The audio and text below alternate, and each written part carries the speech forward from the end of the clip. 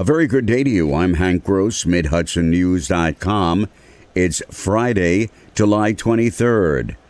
As State Attorney General Letitia James' office was conducting a gun buyback program in Newburgh on Thursday, she came to the city to meet with officials and walk the streets and commit to assisting Newburgh to put a lid on gun violence. While that program has been successful in ridding the streets of New York of thousands of guns, James acknowledged it does not solve the problem of illegal guns being brought into the state and used to commit crimes. It's not only just doing gun buybacks, it's also going after the gun distributors and gun manufacturers and the gun stores with all who sell guns to sell guns illegally to individuals. And so we are focused on that. We've got a number of investigations. There was a bill that was passed by the state legislature recently and signed by the governor, and that would allow me to have authority to sue them based on a nuisance. And we are looking at some cases as we speak. Mayor Torrance Harvey and other officials walked the streets with James. He said the city is thrilled to have her support in the continued effort to fight crime and gun violence in Newburgh. The extensive modernization of Bon Secours Community Hospital in Port Jervis has reached another milestone. Development of a state-of-the-art imaging suite, a new emergency and ambulance entrance, and an observation unit. Hospital and community leaders gathered yesterday to celebrate the advancements. Michael Israel, president of Westchester Medical Center Health, the parent company to Bon Secours, praised the staff at the hospital and the work they're doing to keep the Port Jervis, Pennsylvania, and New Jersey tri-state area healthy. The new high-tech equipment will provide the tools to aid the diagnosticians, Israel said. We are bringing in the best equipment, the best diagnostic equipment, the best facilities to give the residents of Port Jervis and this area the ability to get the best care possible. And again, very, very important to get that care on a local basis. Israel said the reimagined hospital will transform the quality of care in the area.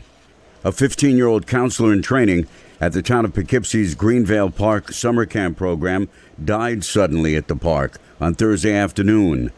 Town Supervisor Jay Baisley credited camp staffers, town police, Arlington firefighters, and Mobile Life medics with their efforts to revive the youth at the new Hackensack Road summer camp. Baisley said the youth appears to have gone into cardiac arrest, and senior camp staffers worked to revive the boy, while other counselors relocated camp staffers and attendees to another part of the park. This is one of the worst things I've ever experienced in my life, said Baisley. The city of Middletown has a new treasurer. Kelly Ann Kelly will replace the retiring Don Paris, who served the city for 11 years. Kelly's been village treasurer in Walden for the last 5 years. I feel my experience at the Village of Walden on a much smaller scale will help me here, and I'm also very grateful that Don has agreed to stay on, show me the ropes, and get us through any things that we need to get through. Paris will stay on as a consultant for a while to assist the new treasurer. Prior to working for Walden, Kelly was chief financial officer, controller, and director of finance for Elant for 17 years. A number of PFAS provisions modeled after Senator Kirsten Gillibrand's Filthy 50 Act have been included by amendment into the fiscal year 2022 National Defense Authorization that passed out of the Senate Armed Services Committee. One of those so-called Filthy 50 installations that has contaminated municipal water is the Stewart Air National Guard Base. That facility has been determined to be the source of contamination of the city of Newburgh's water supply, Washington Lake. A Middletown man pled guilty before Orange County Court Judge Craig Stephen Brown to criminal possession of a weapon. When 34-year-old Aaron Stone is sentenced in September, he faces 10 years in prison.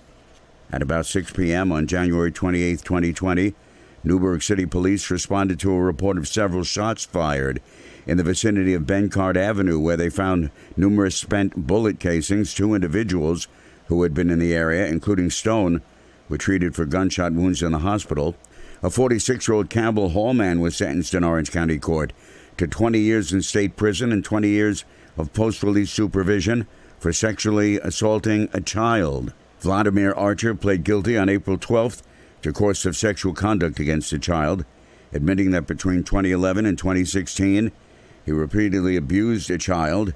He also pled guilty to offenses related to possession of child pornography. Sullivan County District Attorney Megan Galligan served as the special prosecutor in the case. I'm Hank Gross, MidHudsonNews.com.